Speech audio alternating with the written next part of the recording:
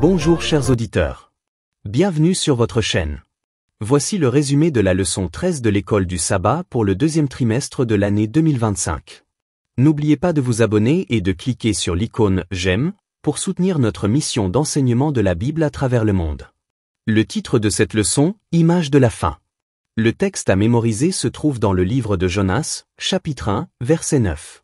Il leur répondit, « Je suis hébreu et je crains le Seigneur, le Dieu du ciel, qui a fait la mer et la terre ferme. » À la fin de cette leçon, vous écouterez un chant en rapport avec le verset à mémoriser.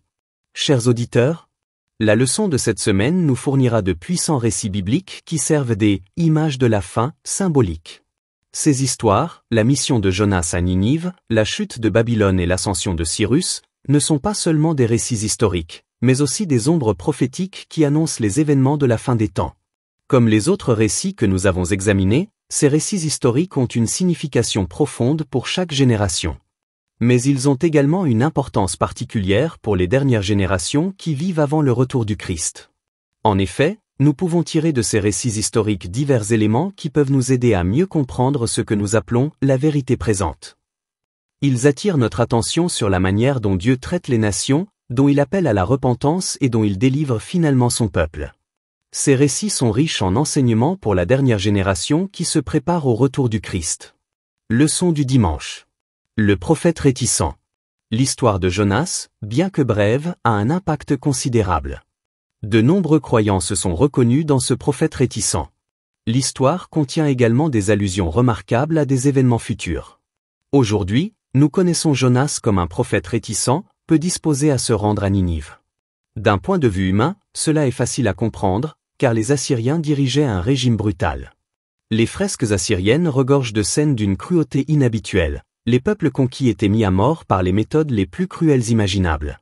Qui voudrait affronter la perspective de prêcher la repentance dans leur capitale?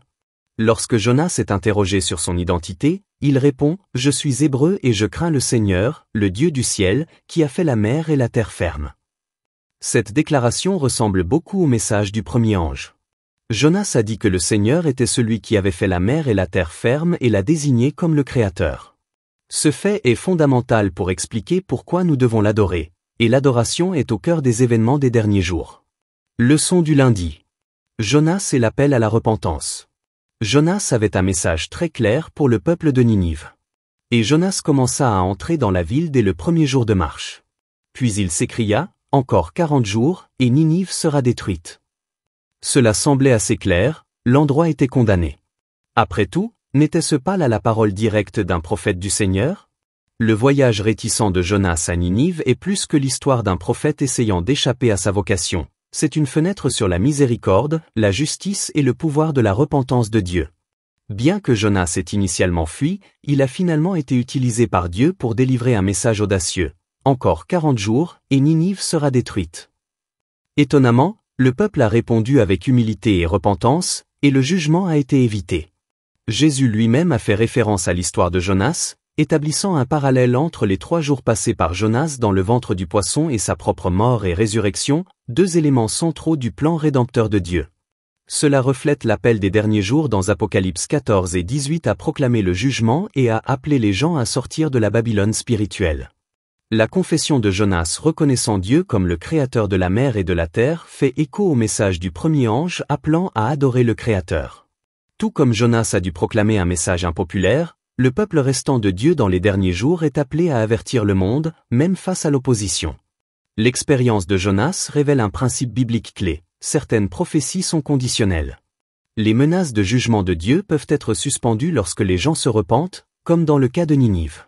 Ce principe est expliqué dans Jérémie 18, versets 7 à 10. Dieu se repent lorsqu'il y a un changement sincère. Cependant, d'autres prophéties, telles que celles concernant la seconde venue, la marque de la bête ou les derniers fléaux, sont inconditionnelles. Elles se réaliseront. Ce qui est conditionnel, c'est la manière dont les individus y répondront. Écouteront-ils l'appel de Dieu ou y résisteront-ils? Leçon du mardi. Le festin de Belshazzar. Après que la ville de Ninive eut été humiliée en 612 avant Jésus-Christ par une armée coalition composée à la fois de Mèdes et de Babyloniens menée par le père de Nabuchodonosor, la ville de Babylone connut un renouveau sans précédent depuis l'époque de Hammurabi, son grand législateur. Sous Nabuchodonosor, désormais libérée du problème des raids assyriens, la ville de Babylone a accru sa richesse et son influence au point que les nations voisines n'ont eu d'autre choix que de reconnaître à contre-cœur sa domination. Elle était la reine du monde, et les nations qui souhaitaient prospérer lui ont déclaré leur loyauté. Son fils Belshazzar connaissait la vérité, mais il a choisi de la défier. Au cours d'un festin arrosé, il profana les vases sacrés du temple de Jérusalem, se moquant du Dieu du ciel. Bien qu'il ait vu ou entendu comment son père Nebuchadnezzar avait été humilié et converti, Belshazzar ignora les avertissements. L'écriture sur le mur, menez, tekel, Epharsin, prononça le jugement. Cette nuit-là, le royaume tomba. Cette histoire préfigure le sort de la Babylone de la fin des temps dans l'Apocalypse. Tout comme l'ancienne Babylone est tombée soudainement, la Babylone spirituelle sera détruite en une heure. La chute de Belshazzar nous rappelle que la lumière rejetée devient un jugement reçu. La crise finale concernera également les personnes qui ont reçu la vérité mais ont endurci leur cœur. Leçon du mercredi. L'assèchement de l'Euphrate, image prophétique. L'une des forces de Babylone était la façon dont l'Euphrate coulait sous ses murs, fournissant à la ville un approvisionnement illimité en eau. La chute littérale de Babylone est survenue avec l'assèchement de l'Euphrate, qui a permis à Cyrus et à son armée d'entrer dans la ville sans être remarqués. L'historien grec antique Hérodote nous dit que ceux qui vivaient au centre de Babylone n'avaient aucune idée que les faubourgs étaient tombés, car c'était une période de fête, et tous dansaient et s'adonnaient au plaisir. Cet événement historique trouve un écho dans Apocalypse 16, verset 12, où l'assèchement de l'Euphrate prépare symboliquement la voie au roi de l'Orient, une référence au retour victorieux du Christ. Tout comme Babylone est tombée lors d'une nuit de festin et de déni, la Babylone de la fin des temps tombera alors que le monde se livrera à une ivresse spirituelle, ignorant les signes du retour du Christ. Jésus a mis en garde contre cela dans Matthieu 24 verset 42. Veillez donc, car vous ne savez pas à quelle heure votre Seigneur viendra. Tout comme Babylone est tombée de manière inattendue, beaucoup dans les derniers jours seront pris au dépourvu, non pas par ignorance, mais par incrédulité et complaisance spirituelle. L'appel reste le même. Soyez revêtus et vigilants, de peur de marcher spirituellement nus et honteux. Leçon du jeudi. Cyrus, une préfiguration du Christ. Lorsque Cyrus a pris la ville de Babylone, les années de captivité du peuple de Dieu ont pris fin, et les Perses ont permis aux Juifs de retourner dans la terre promise et de reconstruire le temple. Cyrus, roi de Perse, est décrit comme loin de Dieu en raison de son rôle dans la libération d'Israël de Babylone et dans le fait d'avoir permis au peuple de retourner dans son pays et de reconstruire le temple. Bien que païen, Cyrus est devenu un instrument de la volonté de Dieu. Sa conquête de Babylone et son décret ne sont pas seulement des jalons historiques, mais aussi des types prophétiques. Cyrus annonce Jésus, le véritable oint qui viendra de l'Est, renversera la Babylone spirituelle et délivrera son peuple fidèle pour le conduire vers la terre promise céleste. L'ordre original des livres de l'Ancien Testament a été modifié à notre époque pour se terminer par Malachie, mais à l'origine, c'est là que se terminait l'Ancien Testament, avec cette déclaration de Cyrus. Le prochain épisode du canon des Écritures serait Matthieu, qui commence par la naissance du Christ, l'antitype de Cyrus. Cyrus orchestrerait la reconstruction du temple terrestre, Jésus inaugurerait son ministère dans le sanctuaire céleste, menant à son retour et à notre libération.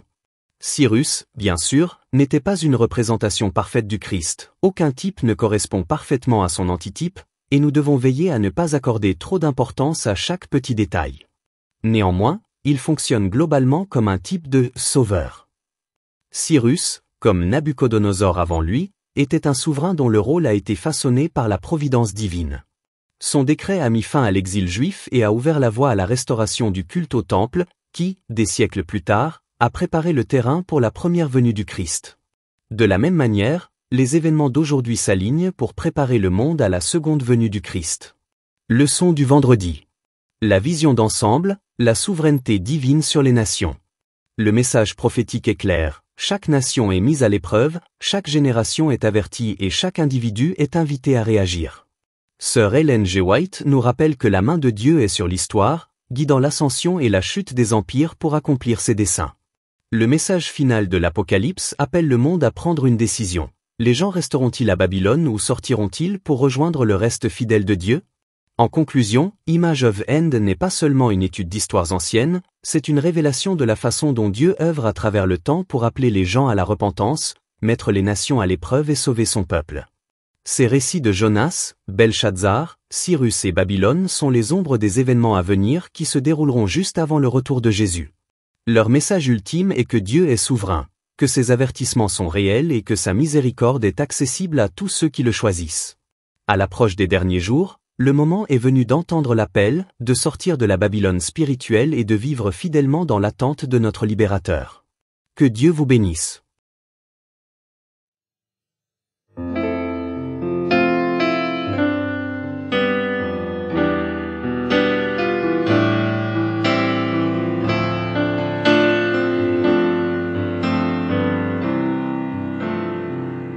So he said to them, I am a Hebrew, and I fear the Lord, the God of heaven, who made the sea and the dry land. Jonah chapter 1 verse 9. So he said to them, I am a Hebrew, and I fear the Lord, the God of heaven, who made the sea and the dry land. Jonah chapter 1 verse 9.